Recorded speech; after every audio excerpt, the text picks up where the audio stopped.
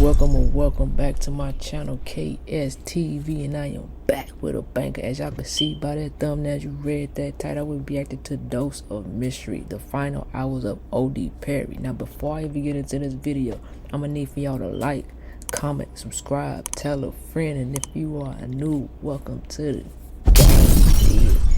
Now I'm about to react to the final hours of Odee Perry, the man behind why they named O Block. 2011. I experienced like my first friend get my best friend Odee. He in 2011.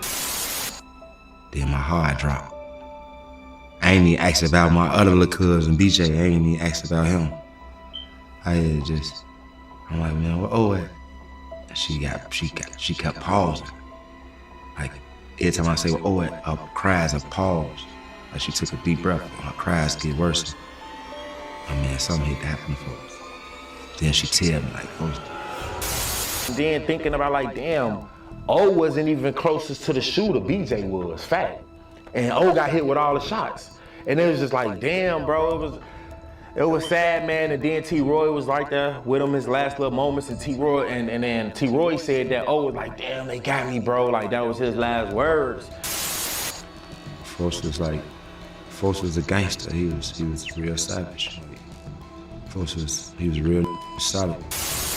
Odee was one of the first ones that was really out there with the guns. He was really shooting, really blowing.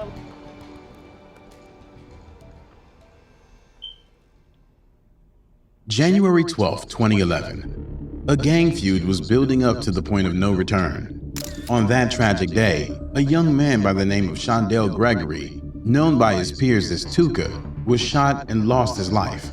15-year-old Shondell Gregory was shot in the 500 block of East 63rd Street. The boy was on the street when a suspect got out of a vehicle and shot him multiple times. That gunman got back into the car and fled west on 63rd. Police say Gregory was dead on the scene. The incident is possibly gang-related. No one is in custody. Tuka was at a bus stop on 63rd in St. Lawrence in the Woodlawn neighborhood in Southside Chicago with two other witnesses awaiting a bus. A dark-colored vehicle pulled up. A passenger who was wearing a half mask jumped out and shot Shondell Gregory, aka Tuka, several times about the body. According to law enforcement, Tuka was a known member of the Gangster Disciples, and his assassination was retaliation for the hit of a Black Disciple affiliate. That particular incident would become infamous as a pivotal moment in the gang feud in Chicago, and even more for the life of a Chicago native by the name of Odee Perry. August 10, 2011. It was a regular day in the neighborhood, as it pertains to the youths accustomed to the dangers of the region in which gang territory has been the cause of many altercations. People were on their normal commute along Kings Drive, where the Parkway Gardens were situated. Some walking, driving, others riding bikes up and down the street past Sammy's Grill and Restaurant. No one could predict the tragedy which was about to transpire. But yeah, people used to come up and down that strip from STL to O Block, or EBT to O Block, or Vernon to O Block, or to King Drive. Cause that's like basically where O Block was. That's like our whole strip. Odee Perry was one around that area on that day. It was nighttime. Odee Perry was out and about in the neighborhood. He was no stranger to the area, as many knew him to be someone with great respect and notoriety in the gang culture. Everybody looked up to him. He was one of them ones from back then. Beating up. Everybody was scared of Odee. Odee was often described by his peers as quiet and to himself, but behind the calm demeanor was a silent killer who was often actively involved in criminal activities that injured and stole the lives of his rivals. Odee was one of the first ones that was really out there with the guns. He was really shooting, really blowing. His many mugshots tell of the consequences that come with walking this risky path. However, this particular lifestyle is the reason why he was in harm's way. Sooner or later, it's the end results of many youths led astray by the gang culture. Mix this with his affiliation to the Black Disciples. an opposing gang to the Gangster Disciples. He became a prime target of revenge for the assassination of Tuka. The night lingered on. 10 p.m., 11 p.m., 11:30 p.m. Odee Perry decided to go to the store and got on his bike and did just that. Him, along with his friend, entered the Swisher Sweet store. 11:34 p.m. Odee Perry exits the store, gets on his bicycle, and begins riding northbound on MLK Drive. Moments later, at 11:35 p.m., shots were heard ringing out throughout the area. His friend would look out of the store in the northbound direction which Odee Perry rode off towards. That's when he saw Odee fall from his bike onto the ground before getting up and attempting to escape, only to fall back down after around 10 more shots were let off. A key witness at the scene further described what happened thereafter. According to his account, he saw Odee Perry riding northbound as well on MLK Drive on his bicycle, but also noticed an African-American male standing near the bus stop along with an equally colored female and her child. As Odee Perry approached, the black male stepped out and shot him, causing Odee to fall back from his bicycle. At this point must be where Odee Perry would have tried to recollect himself and flee, but as stated by the eyewitness, the offender continued his pursuit by approaching Odee, shooting him again before fleeing eastbound on 64th Street. According to the other gang-affiliated members at the time, like reformed gangster J. Hood, one of Odee Perry's friends named T. Roy was present at the time, trying to keep him awake and alive after being shot. He alleges T. Roy was the one who heard Odee Perry's last words, "Damn, they got me, bro." O wasn't even closest to the shooter, BJ was, fact. And O got hit with all the shots. And it was just like, damn, bro, it was sad, man. And then T. Roy was right there with him his last little moments. And then T. Roy said that O was like, damn, they got me, bro. Like that was his last words. Returning to the eyewitness statement, he also vaguely recalled another offender partaking in the attack, but was unable to recall where they came from or where they would have escaped to. Officers would respond to dispatcher's call of a person shot. Upon arriving, the responding officers would discover Odee Perry laying in the street injured by what they believed was one gunshot wound about the right side of the neck, bleeding out on the floor. Medical personnel on the site at the moment sprung into action to save his life, rushing him to Stroger Hospital. The time was counting down on the clock. Odee Perry was literally fighting for his life. Once at the hospital, the attending physician by the name of Dr. Wiley, along with the medical staff, made efforts to treat Odee Perry, who was listed in critical condition. That's when matters took a turn for the worst.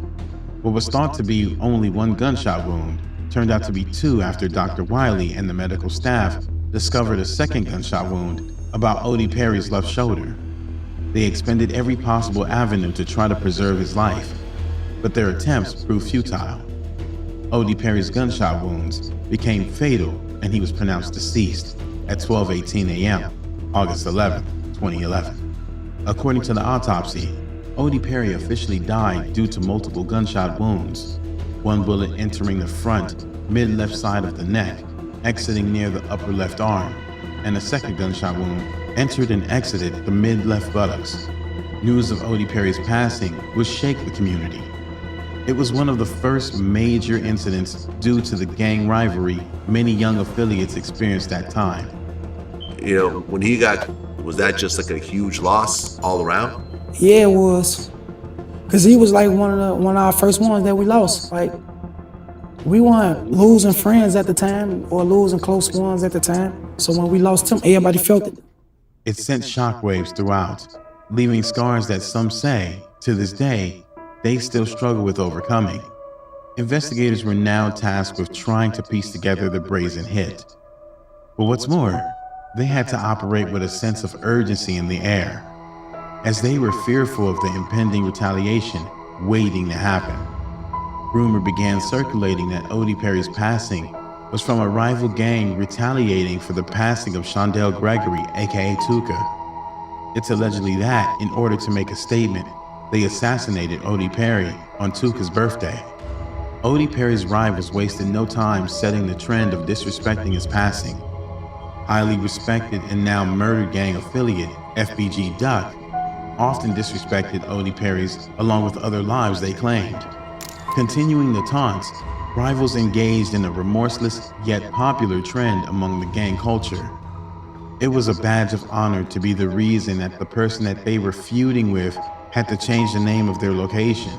Everyone wanted to take credit for Odee Perry's hit, as if it was a trophy to be won. But the reality is, to them and the lifestyle they lived, it was. The main suspect responsible wasn't even a male, but a woman who was rumored to have earned the name the female assassin, Shakira Barnes. These speculations became even more solidified when she emerged in pictures posing with Odee Perry's famed firearm. More credibility began swirling around from her affiliates, giving her, along with her close friends and partners in crime, Butter, the credit for creating the name O-Block. This hinted at the idea that they were involved in Odee Perry's hit. One such gang affiliate went by the name FBG Wooski. Still, it was all speculation, but that would change with the release of official police documents on the hit of Odee Perry. Within it, investigators first interviewed Chicago Transit Authority workers. One CTA janitor recalled seeing two male blacks run from the area of the shooting and enter a silver four-door vehicle, possibly a Chevy Malibu or Impala. A CTA elevator repairman who was seated in his truck at the time of the shooting echoed similar accounts as given by the janitor. Neither of the witnesses could pick the suspect out of a photo lineup, but the smoking gun in the case would come in the form of a confidential informant. On August 4th, 2016, detectives would interview a third-party witness to Odee Perry's homicide who stated that he was friends with the killer, who he named as Shakira Barnes, and a new suspect, Rodney Stewart, aka Bostrell. The CI stated that they were all in the same gang, the Jarrow City faction of the Gangster Disciples. According to case documents, the CI recalled personal conversations he had with both Stewart and Barnes about the homicide, and they both admitted being the ones responsible for taking Odee Perry's life. October 15, 2016, detectives re-interviewed a past witness at the scene, and he also positively IDs both Stewart and Shakira as the shooter, stating they shot Odee Perry and fled in a silver vehicle. Given the evidence obtained, the case was closed, labeling Bostrell and KI as the main suspects. Unfortunately, they both had already lost their lives by the hands of their rivals, so they couldn't be apprehended and tried for the incident. But neighbors say Barnes and a friend were walking along the sidewalk when a gunman started firing. When the bullet hit him so powerful, he fell on his stomach. Residents who do not want to be identified say Barnes fought to live, but had been shot at least 9 times. In honor of Odee Perry's life, Parkway Gardens, which was known by the name Wick City by gang members, became then known as the infamous O-Block. When Dad, I'm like, damn, I wonder what they gonna have a block name after folks now. And then as soon as we came around, we all the way on the 65th end, and I saw that bitch right there spray painted on the garbage can, O-Block. I tell that bitch, I'm like, I just started that shit. I'm like, I knew they was gonna call it O-Block. The murder of Tuka and Odee Perry went on to spark even more outrage in the city between two gang factions in particular.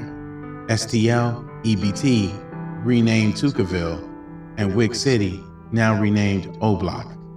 Rest in peace, Odee Perry. Man, that shit crazy. Man, for more videos like this, I'm gonna need for y'all to like, comment, subscribe, tell a friend. But until then, I'm on to the next one. That's all, folks.